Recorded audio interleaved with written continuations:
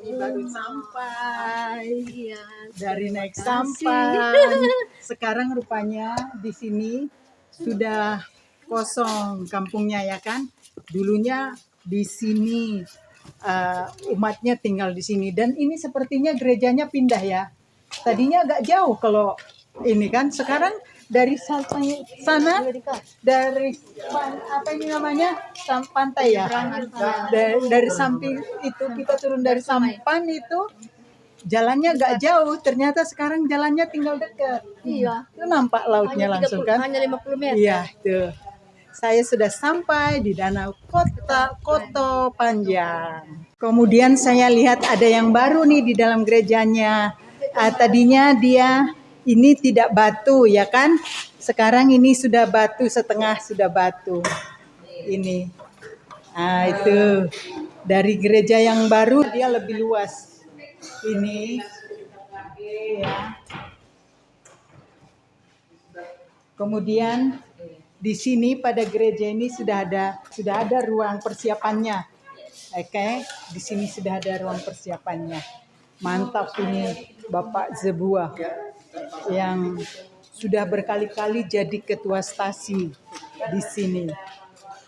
Ya, ini.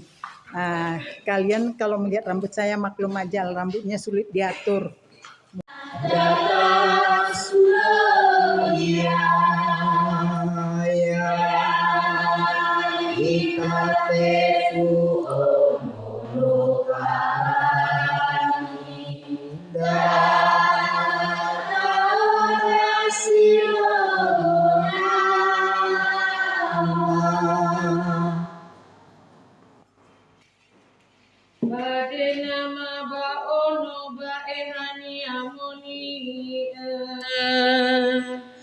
Amin. Sapa kita dengan sabdanya dari hati yang tulus dan gembira. Kami siap menyambut sabdamu yang menjadi pelita iman kami dan tongkat penuntun jalan kami. Dulang tinggi ke atas. Di atas gunung Israel yang tinggi akan kutanam dia, agar ia bercabang-cabang dan berubah. Haleluya. Haleluya, haleluya, haleluya. Tuhan, bacaan pada hari ini menjelaskan kepada kita, tadi suster sudah sebutkan di kata pengantar, dia menggunakan bahasa yang kita pakai sehari-hari dalam bentuk perumpamaan. Nah, kalau misalnya tentang kerajaan Allah itu tadi, apakah kita bisa langsung mengumpamakan seperti tanaman tadi atau seperti ikan yang kita pelihara tadi? Kita sering berkata tentang kerajaan Allah. Makanya ditanya Yesus, bagaimana kerajaan Allah itu diumpamakan?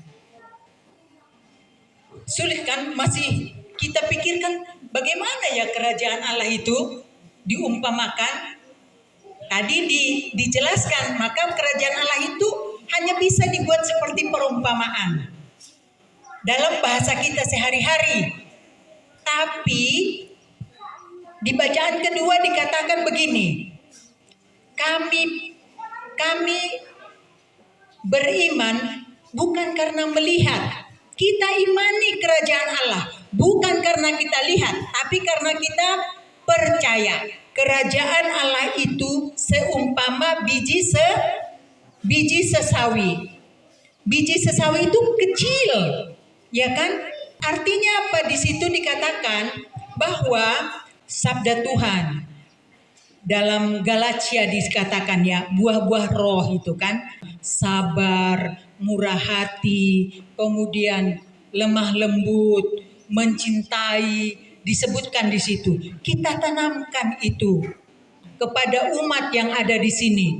Kemudian pulang harapannya itu apa yang disampaikan itu bertumbuh pelan-pelan. Mungkin tumbuhnya itu tidak langsung besar, ya kan? Tidak langsung besar.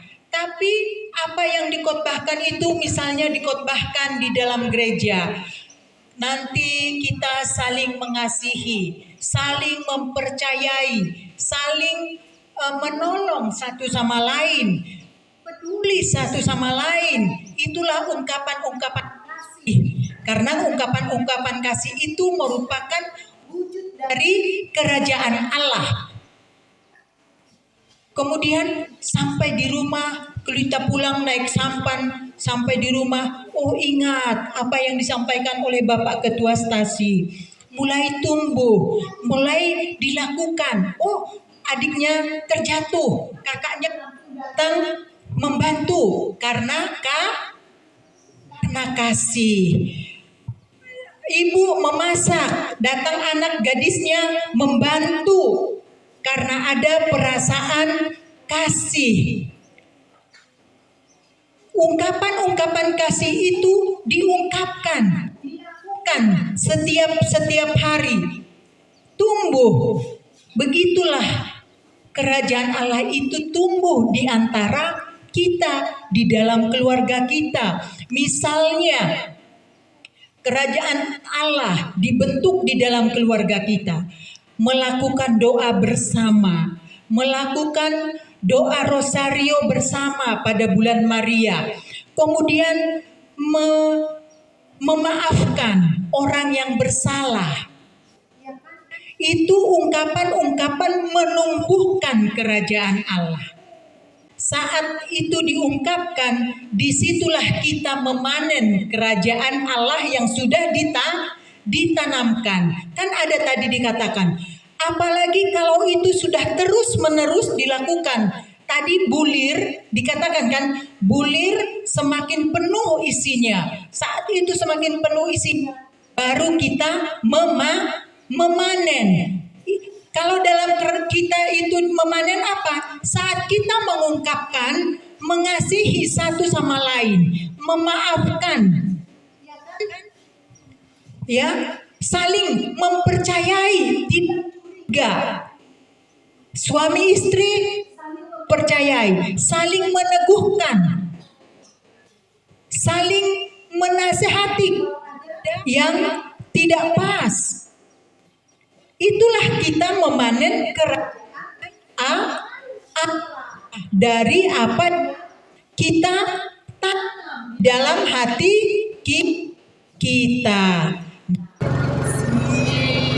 Siapkanlah sampanmu, bentangkanlah layarmu.